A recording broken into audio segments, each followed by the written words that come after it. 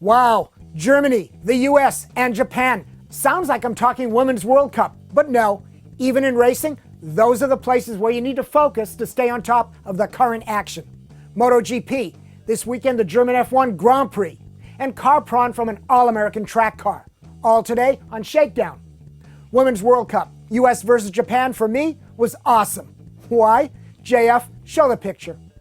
When little beats big, especially when big thinks just being big will be enough to win, well, my America F ya pride gets beat by the unifying emotion of the little guy, teaching big guys another lesson.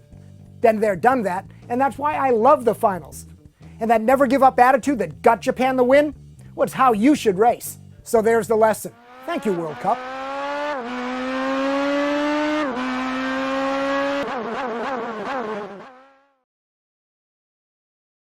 It all started in Germany last Sunday with MotoGP, but it was the Japan bikes that made the plays. Now this weekend, MotoGP is coming to the US, Laguna Seca.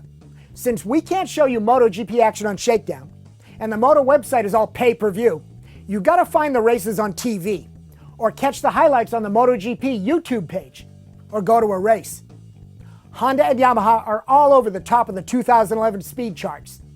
Rossi's struggling with two versions of the Ducati.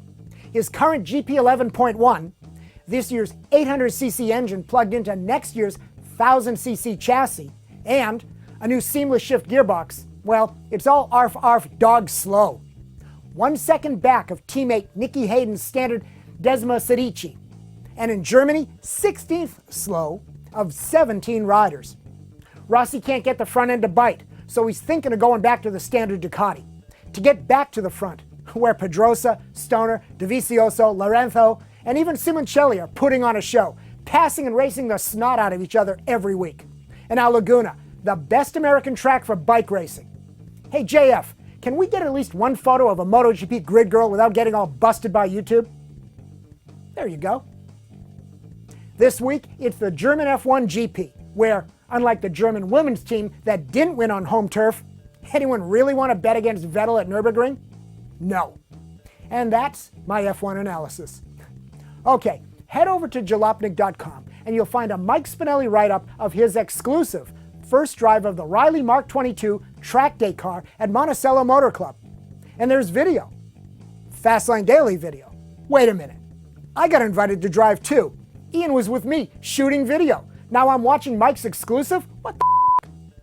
How about I take the high road, don't point fingers at JF, and give you a driver's debrief of this Riley to complement what Spinelli tells you, as we show you more video. Go to RileyTech.com to check out the specs, but it's the driving feel that matters.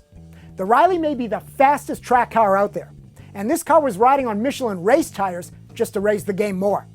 But let me be frank, I know I'm rusty from my Atlantic days, and this 600 horsepower car is Atlantic quick. I also know where the runoffs at Monticello are not FIA grade, and I didn't want to wank my way into those walls. But it's a race car. We got to try to go fast. So I took a familiarity ride with World Challenge race winner Eric Curran. Nice guy, but boy, it was a violent ride. You know, was that a driver-to-driver gauntlet toss? Just the way he drives? Or, holy shit, this car is going to be a handful. On my outlap, I could already tell the steering was too light for me. Too much power assist, maybe not enough caster. Was masking tire feel, and that would make progressing to the limit tough. Tougher than reading the BMW M3 from last week.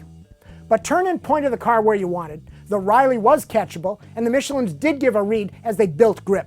The car was rotating on its nose, also more than I like, but moving the center of inertia back under my ass was easy, said Ron McMahon, Riley's GM.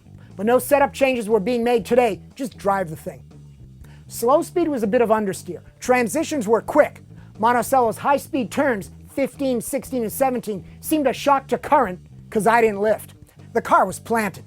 And speaking of shocks, I'd soften the rear rebound because on brakes and over hills, the rear was getting light, which caught me out the time I tried to charge the top of the hill chicane. Told you, f***ing rusty. So how do you know you have a good car? When you want to get back in because you know there's more in you that the car will let you find.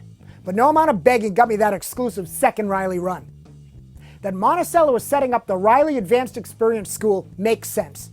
Because you can go fast all you want in your Porsche whatever, but until you learn how to drive race tires and work race car setup, in my opinion, you're not going really fast.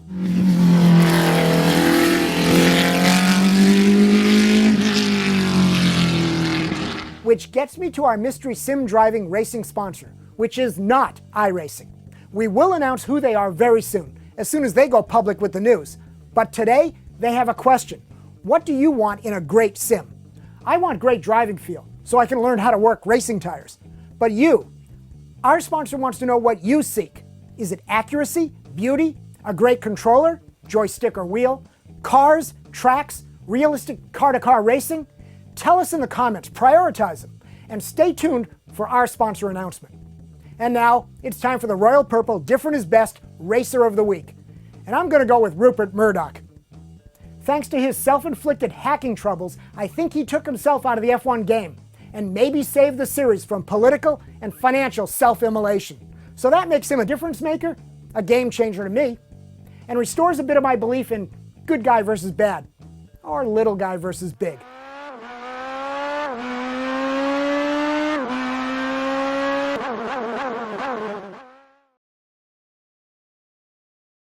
Hey, here's an idea, given to me by Mike Spinelli. What if we ask all the track car companies to let SHAKEDOWN run their rides, and we evaluate the pros and cons?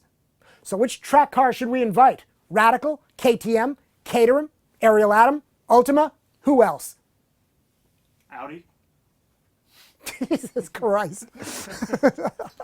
Ow, we're living in the fast lane, baby.